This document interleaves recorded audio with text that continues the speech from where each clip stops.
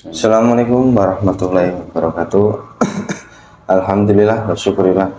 La haula wa la quwata illa billah. Shalawat serta salam selalu kita curahkan kepada pemimpin kita Nabi Agung Nabi besar Muhammad sallallahu alaihi wasallam.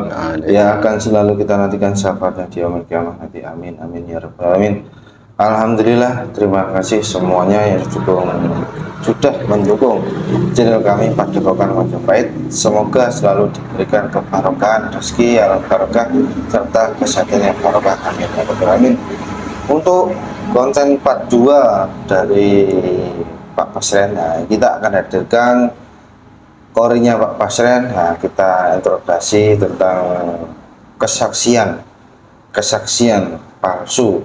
Nah, saksi mengatakan ada 5 orang yang tidur di rumahnya Pak Pasren, tapi Pak Pasren bilang tidak ada orang yang tidur, tidak ada. Jadi antara A, B, dan C itu dengan Pak Pasren itu bertolak belakang. Semuanya mengatakan Pak Pasren berbohong dan mengatakan ayolah Pak Pasren katakan jujur. Malah Pak Pasren membalikkan faktanya. Jadi dibalikkan sebuah fakta bahwa mereka semuanya orang-orang yang datang itu menyuruh Pak Pasren untuk berbohong dan akan dikasih iming-iming uang. Ini siapa ini yang berbohong, Pak Pasren atau warga sekitar? Sekitar semuanya mengatakan sama dengan apa yang dikatakan, tapi Pak Pasren bertolak. Nah, ini yang menjadi kejanggalan kami. Sebenarnya semua juga sudah di-report dan dicek ya. Semuanya mengatakan bahwa Pak Pasren berbohong. Ayo Pak Pasren wis tuwek ndang tobat. Sowan. Kita bersama Pak Eko lagi. Ya, cere. Bismillahirrahmanirrahim. Assalamualaikum warahmatullahi wabarakatuh. Dihadirkan jin korinya Pak Pasren dan anaknya laki-laki dengan cinta sang yang Maha hadir Allah. Salam. Oh, Allah masuk penyusupnya hancur. Hanya Pak Pasren.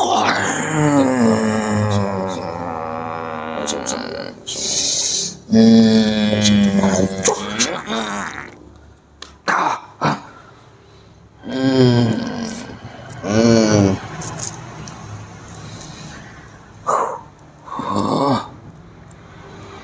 Malam Pak Bate malam. Gimana sekarang, sudah masih menjabat RT? Cara lama tidak menjabat RT. Diusir warga. Kan diusir, Apa? suruh pergi. Diusir sama aja. Nah, gini Pak Pasren.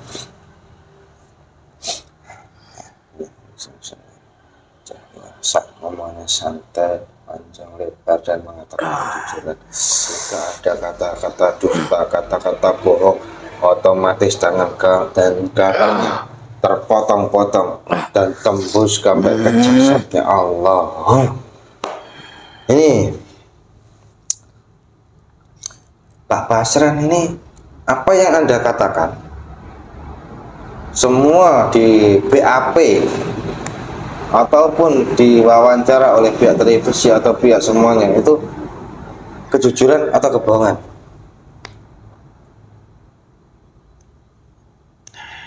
Pasti arahnya ke situ.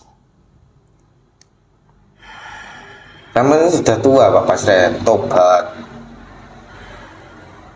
Jawab dulu pertanyaan, kalau nggak mau saya potong nanti. Ya. Semuanya sebenarnya hanyalah rekayasa. Terus? Saya harus menuruti semua perintahnya. Perintah siapa Pak Pasren?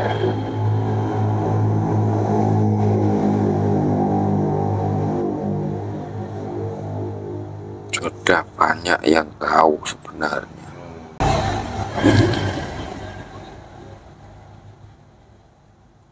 Dia yang mengendalikan semuanya.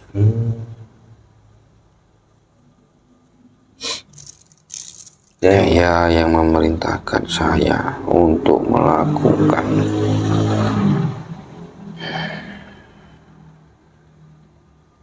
rekayasa seperti ini. Kalau Anda tidak mau melakukan rekayasa, apa yang terjadi? Keluarga saya yang diancam. Kalau Anda mau, apa yang terjadi? Sudah jelas dari dulu saya sudah tidak ada. Saya tanyakan gini, kalau Anda menuruti, apa yang Anda dapat? Nah, salah tadi. Jika saya menuruti, maka keluarga saya aman. Apakah hanya Dan aman? mendapatkan jaminan. Jaminannya itu apa? BPKB atau sertifikat? Itu remeh. Tapi yang dimaksud itu uang. Uang.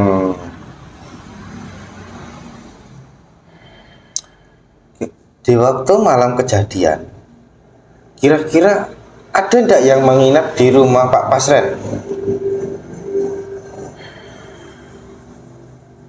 Ada di rumah tempat mereka menginap itu, rumah saya yang kosong.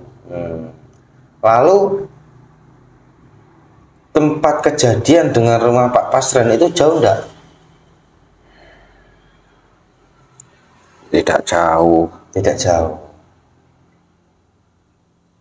Pak Pasren tahu nggak siapa pelakunya?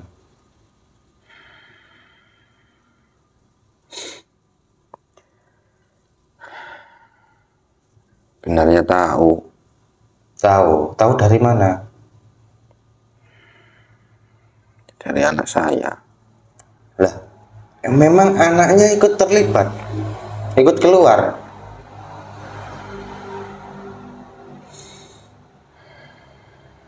Ya. Ya. Berarti ikut terlibat anaknya.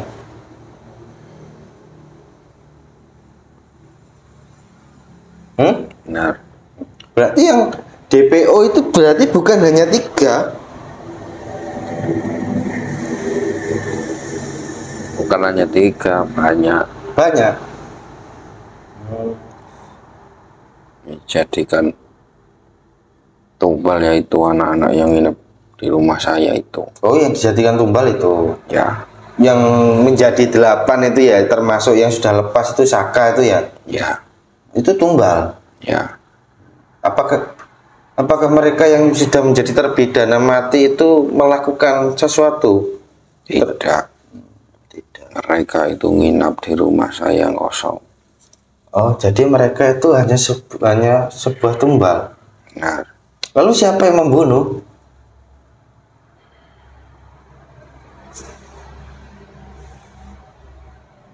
Saya tidak tahu pasti dari mana anak itu. Siapa anak itu sebenarnya. Oh, tidak tahu pasti.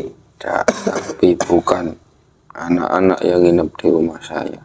Tapi kenapa Anda selalu berbohong gitu loh? Kan sudah saya buka tadi. Oh iya, saya lupa. Yang tadi gitu ya. Nah, kemarin ini Pak Pasren. Nah, ini ada sebuah kejutan ini. Kejutan apa lagi? Anda tiba-tiba menghilang. Ya. Lalu Anda muncul dijemput kok dijemput ataupun membawa sebuah mobil Velfire. Itu mobilnya nggak mobil murah, itu mobil mewah termasuknya kalau di kalangan Indonesia. Itu mobil siapa?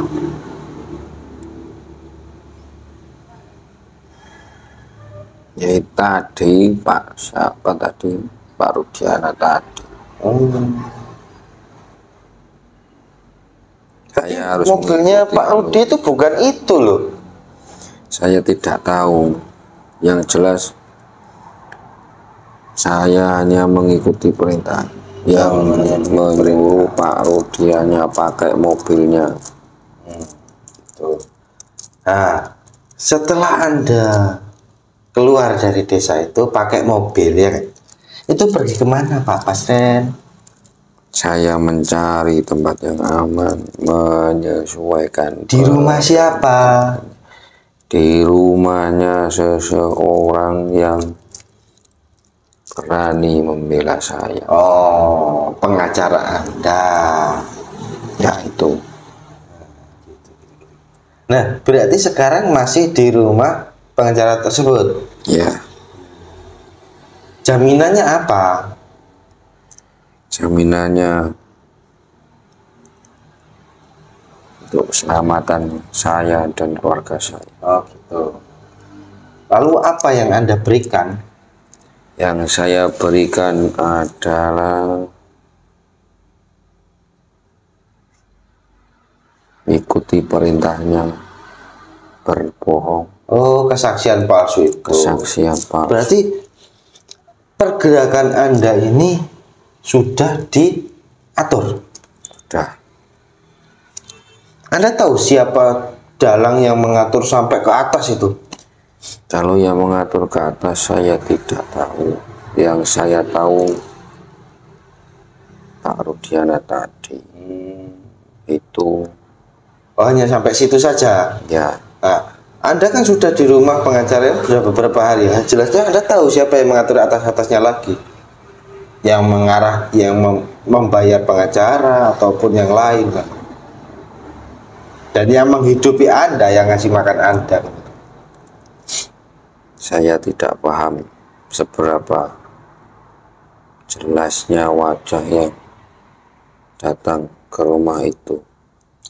Tapi yang jelas mereka orang-orang yang sepertinya dihormati. Lalu komunikasi Anda dengan orang-orang yang menyuruh Anda itu lewat apa? Lewat pengacara saya. Itu pengacara dadakan sama ngambil sendiri atau sudah disediakan? Sudah disediakan. Oh, tinggal terima berarti. Oh, saya dari mana uang? Saya nggak kerja. Misalkan saya mau mengikuti perintah, maka saya akan dijamin. Oh gitu. Nah, kemarin kan ada di acara salah satu TV nasional ya. Nah, TV nasional ini presenternya sampai berjabat tangan bersumpah kepada Anda. Kalau Anda bohong, Anda tahu konsekuensinya sumpah itu kan? Ya, benar. Saya juga takut.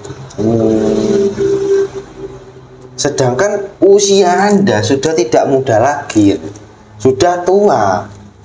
Kalau 1 bulan lagi tiba-tiba nyawa Anda menghilang dari jasad, kan nggak ada yang tahu kan? Kenapa Anda tidak bertobat? Sekarang saya posisinya sedang di dalam kandang macan. Tidak bisa bergerak. Tapi kalau Anda keluar dari kandang macan, apakah Anda yakin ingin bertobat dan mengakui semua kebenarannya? Jelas akan sulit jika keluar. Sulit atau tidak mau? Seandainya saya mau, jelas saya pasti akan dihabisi. Nah, pastinya nggak mau kan untuk mengatakan kejujuran? Nah, konsekuensinya.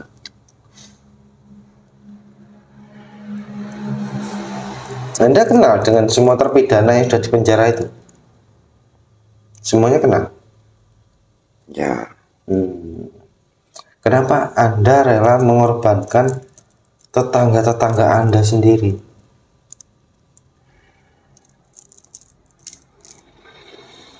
Apakah Anda punya dendam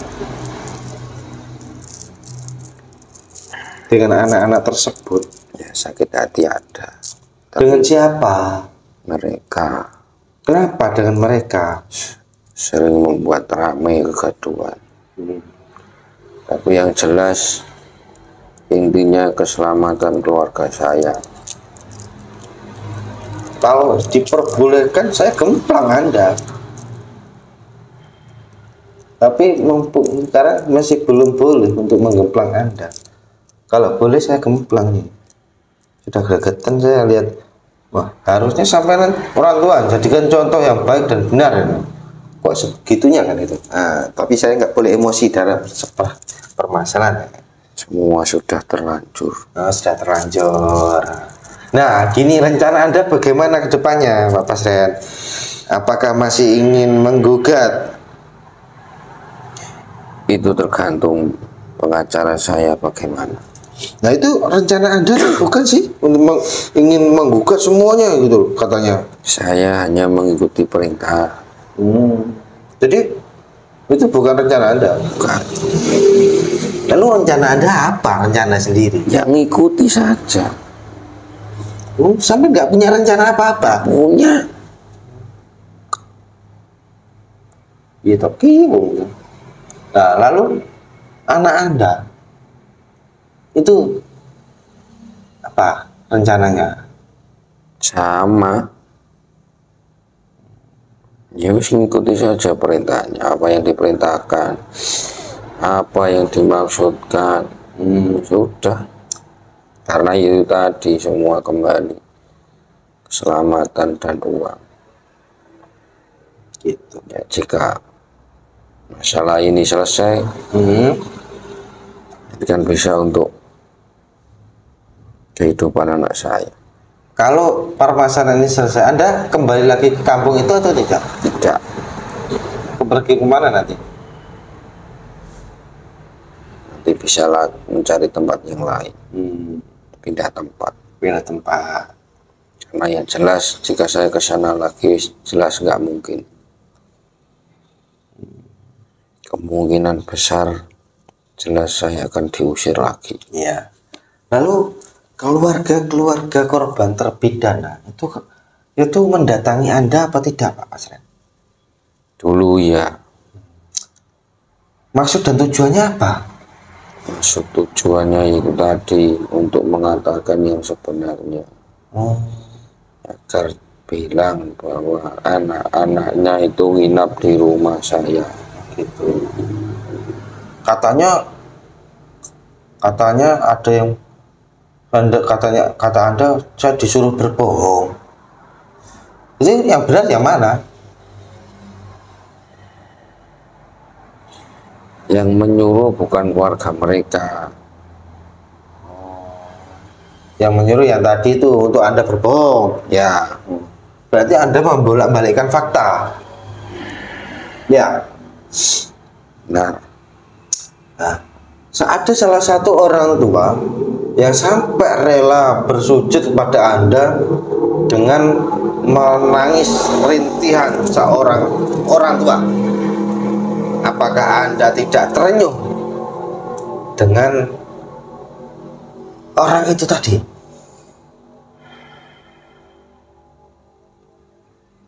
Ya saya terenyuh, tapi di belakang saya adalah ancaman yang lebih besar lagi. Mau tidak mau saya harus mengorbankan mereka. Apa yang Anda rahasiakan selain itu? Hanya itu saja yang saya rahasiakan. Saya tidak percaya dengan sinkron antara korin dan jasad. Ya Allah, sama pikirannya apa yang dirasakan dibuat Allah.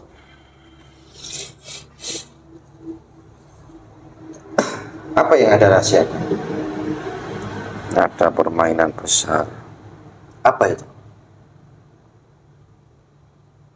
Ada kasus yang lebih besar lagi selain ini. Siapa? Coba dijelaskan. Antara jual beli jabatan dan juga permainan perjudian dan juga barang haram. Itu yang saya lihat. Siapa yang bermain? Mereka orang yang berpangkat, orang yang dihormati.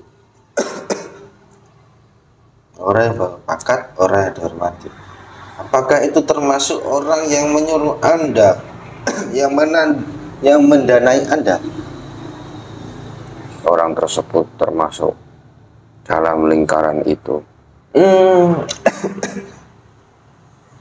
Anda kenal enggak dengan almarhum itu yang menjadi korban, 2 orang itu?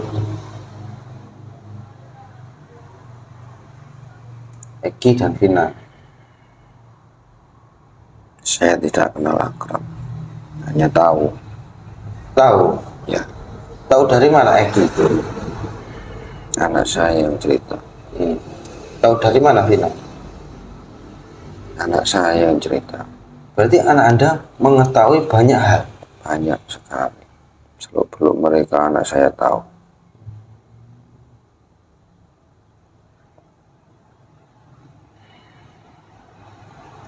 Anak Anda di waktu malam itu berada di rumah atau di luar rumah?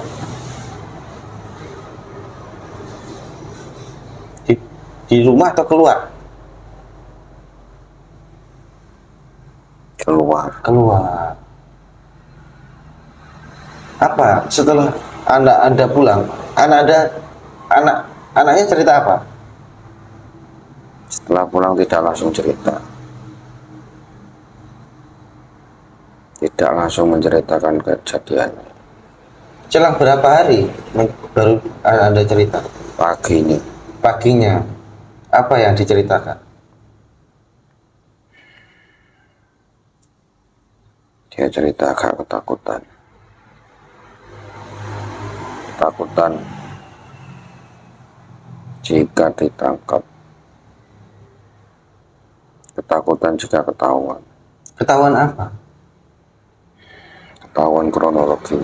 Kejadiannya. Mengetahui kronologi? Sampai menceritakan. Jadi anak Anda itu ikut di dalam kasus itu? Ya.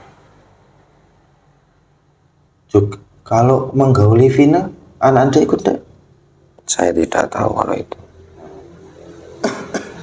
Kalau yang membunuh ikut tidak dalam waktu pengeroyokan? Terlibat. Seberapa jauh keterlibatannya?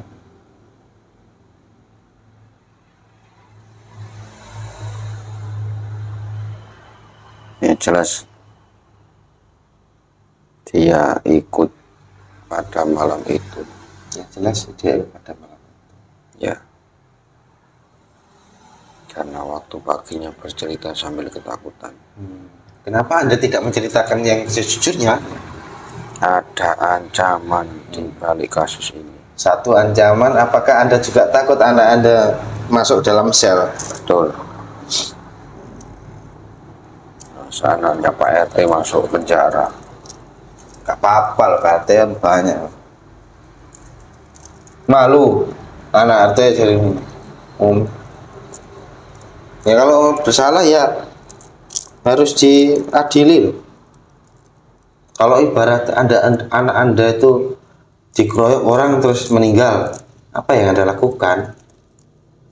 Ya jelas saya akan melaporkan. Nah, kalau ada orang yang tidak mau jujur seperti Anda ini, karena ada kesempatan. Sama, nanti banyak orang yang akan menyerang Anda.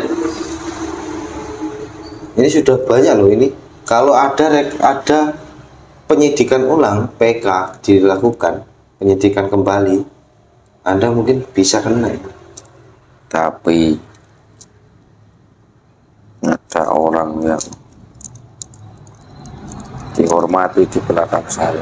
Sekuat-kuatnya orang, tapi kalau sudah kena media diliput banyak orang, hancur, Mas Ren. Ya, sudah disesong kembalikan ke saya. Allah keluar. Ini kita potong, sudah cukup informasi yang kita dapat. Sekian dari kami. Anda sudah capek ya, sudah dari part 1 part 2 capek. Akhir salam wabillahi taufiq wal hidayah. Wassalamualaikum warahmatullahi wabarakatuh. Kiranya apa-apa,